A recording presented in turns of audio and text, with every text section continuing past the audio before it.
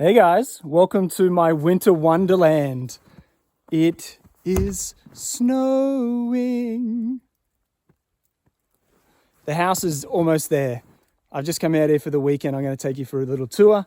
Excuse my voice, it is freezing cold. But look, it's snowing. Probably see it best here. Look at that.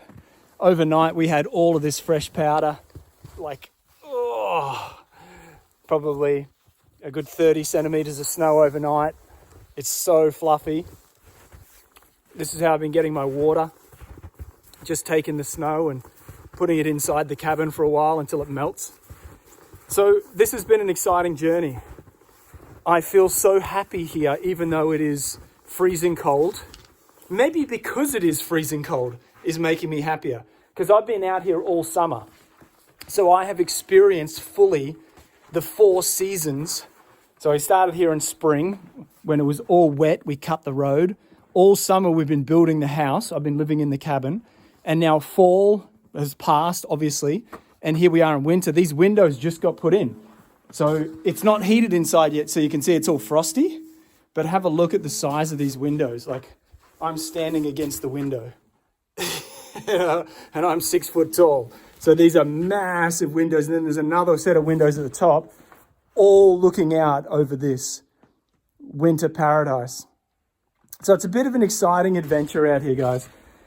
This is a kid who grew up in far north Queensland, who met his Russian wife in Bali, Indonesia, right, when I was living there, a chosen home for 5 years. I'm a tropics guy. Look at that beautiful exterior cladding. The guys still got to come and finish it. The windows just got put in, so the guys have got to finish it up.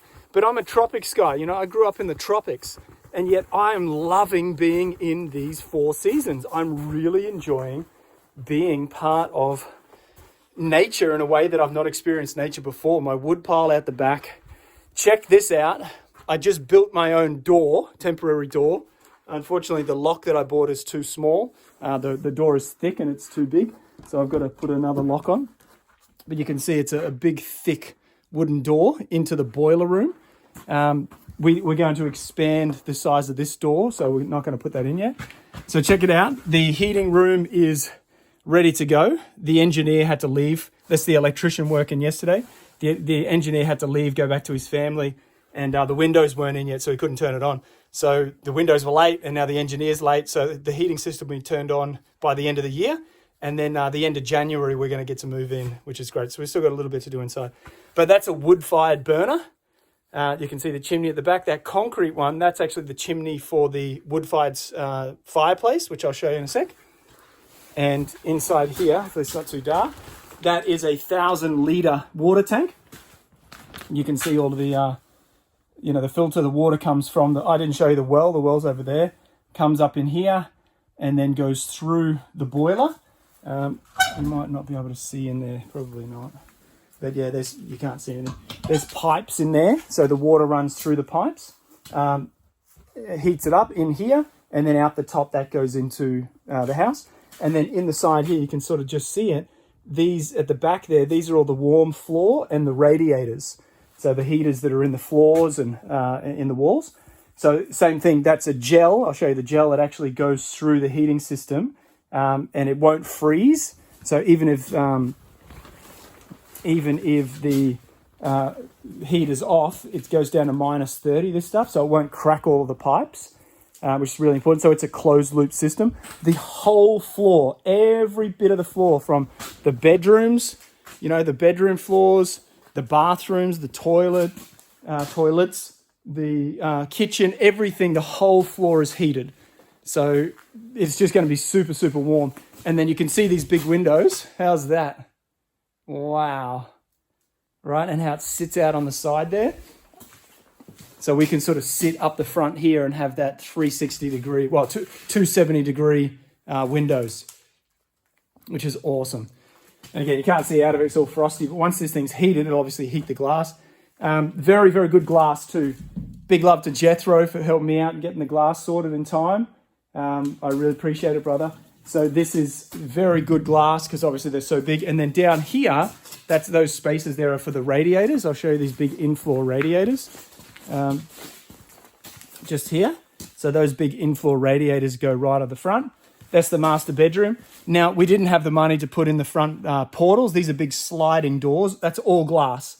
So you got the window there and then big glass door, and that's the bedroom. And then the same thing over in the kitchen. So that whole front will be glass. Well, the whole south side is glass, right? So and that's what you want in a passive solar house. You want that whole, that you see how light it is, right? The sun only came up 30 minutes ago in the middle of winter, but you can see the reflection off the snow and all of that light. There's no lights on in this house at all. No lights. And that's the bathroom back there.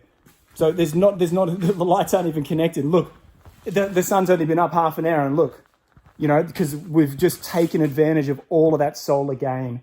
So I'm super excited about putting these portals in, which I'll have to do when I get the money, but I didn't need them right now. I've got, the doors one side. These will be more summer doors. And then that big deck out the front, that's where we'll have a big kitchen, outdoor table. And then on this side, that's in front of the bedroom. We're going to put a little outdoor fireplace. And then some nice seats, sitting area there, sort of relaxing, looking over the forest, because that's all the forest back there. So yeah, this is the story, guys. This is where we're at. Still got quite a ways to go. I've got to do the inside now. So that down there is the chimney from the technical room. So the chimney goes here, and you see the marking on the ground there. That there, right there, is where the big fireplace sits about this high, 160, and I'm 180, so about there. So fireplace sits that big, and it's got a bake oven, so a wood-fired, pizza oven, and for baking and stuff like that. And it's made from a soapstone, so it radiates heat. You only have to fire it once a day, and it will radiate heat, a beautiful ambient heat. So your feet are nice and warm on the ground, so you can run around barefoot. There's no cold spots on the ground, which is a really big thing I learned being here in the winters, because your feet get very uncomfortable if it's cold. So your feet are warm. You've got the radiators along the front, which are wells. So as the cold air falls, because cold air falls, hot air rises, cold air falls, they fall into the radiators and it warms up before it goes across the floor. So it's a really clever design. You can see them, there's a space in the whole front, there, all the way along here, and then in the bedroom as well, where those big glass windows and doors are. The falls in, catches it and warms it up. So the floor is always nice and warm. And then we've got radiators along the back. So the two back bedrooms and the bathroom has a radiator on the wall. And then at the entrance as well, there'll be a radiator right next to the door there. So, because it doesn't get as much sun, so the sun warms us up too. And then the heat of the house will be from this beautiful wood-fired soapstone. They call them a petch here. We call them a masonry heater. I've never heard of it before, but that's the thing in the cold countries, right? So yeah, that's big. Imagine a big fireplace right there, and you've got your couches sitting out here. So guys, a kid from the tropics, he's embracing it. I'm definitely embracing it. That's the one bathroom here. I have to put the walls on. One toilet, will be there, and then the only bathroom. So 2 sinks, toilet, shower. You can see the shower drain, and then a bath sitting there. And if you have a look here, I'm going to be standing in the shower, looking out over this. So we've got a beautiful big window, and then the bath lays here. So I'm going to lay in the bath, and I will be looking out over there. Gorgeous, gorgeous, gorgeous. And that is my office over there. That's my office and shed.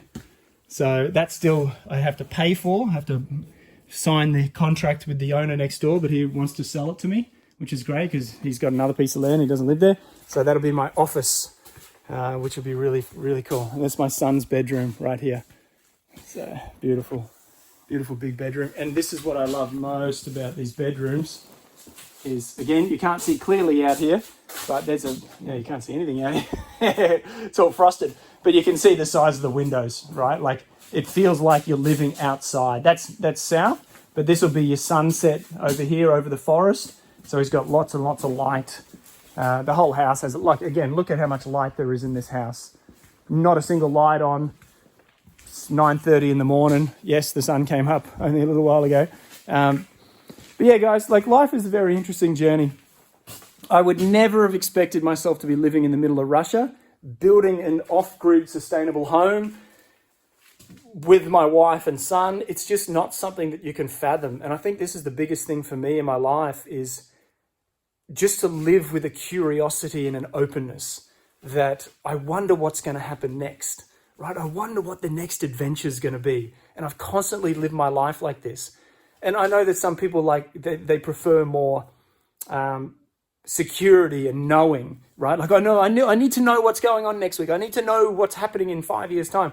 I don't think life works like that, right? And when we get stuck on this idea of it having to be a certain way, that's when we have to deal with a lot of pain, because our expectations, what we want, are not matching our reality. For me, the only expectation is that I feel amazing, right? And when I'm not feeling amazing, I'm like, okay, I'm not feeling amazing, but I know that I will again, right? I'm going to go through this struggle. Like when I'm at the gym and it hurts, I'm going to go through this struggle because I'm going to feel great again. So I let go of a lot of the expectations. I'm riding the wave of adventure that life is. And here I am, almost finished up this house. We've got probably about another 7 weeks. We've got to come in and do the internal walls, right? So I've got to put up the walls, got to get the bathroom done. And this is the place that we're at. We're just going to do a very basic toilet and bath with a shower. And just, tile it, obviously. Toilet, bath and a shower. I'm going to put in a cabinet with a sink, the kitchen as well. We've got to buy a fridge. We've got a washing machine already. And I'm going to put in a cabinet with a bench top and a sink. So we're going to start very simply. Just because we're building this house in cash, I don't have like a mortgage or a bank loan or anything like that. So I don't have like a lot of money to just say, okay, build the whole thing and we can move in, which is typical in Australia, what we would do. I don't have the money to do that. So I'm going to just build it step by step. I'm so grateful to have gotten here in that friends helped me. They lent me money and I'm paying them back, which is great. Thank you guys for supporting me. I love you so much. But I don't have like an excess of cash. So I'm going to build a kitchen. I'm going to put in a kitchen bench, right? And I'm no builder, but I can do it. I've done it in the cabin. I built out that cabin. I just built my second chicken coop. So I'm going to do that myself. I'm going to put up these walls. I've just got all of this plywood. So the inside of the wall is plywood, and then on the outside of that is the gyprock, the gyprock behind me there. But I'm not going to worry about doing the gyprock right now. I'm just going to do it like that, right? So the walls will just look like that, and then I can build in it. And then we're going to raise a bit more money over the next few months, and then I'll get the guys to come in. We'll disappear. We'll go on holidays. The builder reckons it'll take to do the ceiling and all of the walls. He's got a team of 4, him and 3 other guys. He'll gyprock the whole thing, plaster it, sand it, paint it, ready to move in. He said it'll take a month. So we're thinking of going away for about 6 weeks. Once I get the money, I just got to work out where the money is. So we'll move in. We'll just live as what we can. Obviously, it'll be cleaned up and livable. And then we'll leave for a month, 6 weeks, and then the boys will come in and do all of the painting, all of the walls and all the painting and the ceiling. Then we'll come back in and we can then start building out the kitchens and, finishing off the bathroom and stuff like that. So, yeah, it's a project. It's a fun project. But I just feel right now at this time there's nothing better than I can do than be in my own off-grid sustainable property in an eco-village. Sounds crazy, but in Russia, I think that being here in Russia is the best thing that we can do. You never know. I'm riding the wave of adventure. The whole thing could get crazy over here, but I'm trusting that this is a good place to be. Look at this, the forest out that side. This is all gardens out the front. Again, you can't see anything because it's all frosted up, but it is what it is. All right, guys, I'll leave you with that.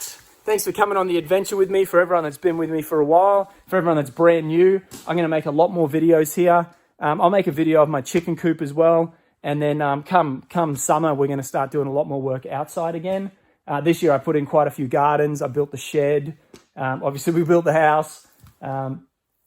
But next year, we're going to dig the pond. There's a little pond. I'm going to dig the pond really big. I want to get fish in the pond. And next year, I'm also going to start getting some more animals. So I'm going to raise, now we've got 23 chickens for eggs, which is great. We got a lot of eggs. But I want to start doing tractor meat chickens next year because we've got a lot of land. And with getting the 3 acres next door as well.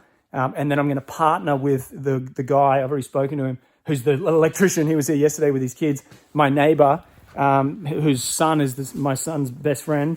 He and I are going to partner up, and he's got a bit of land over there too. and we're going to start running some animals through my 2 pieces and his piece. So we'll have 10 acres in total to run livestock.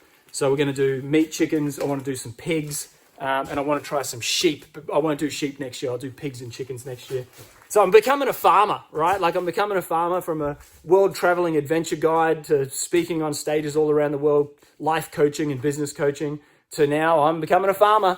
I'm doing my best to hunker down, grow food. And obviously I'm going to keep doing my stuff online because I love to serve people that way. But I just feel that this is very, very important, to have a piece of property, to be out of debt, to be off grid, and to be here living in a sustainable way in community. I think it's the best thing that we could all be doing right now. And I'd encourage you to find your little piece of heaven, even if it's freezing cold. Make it your heaven, and grow food and help each other.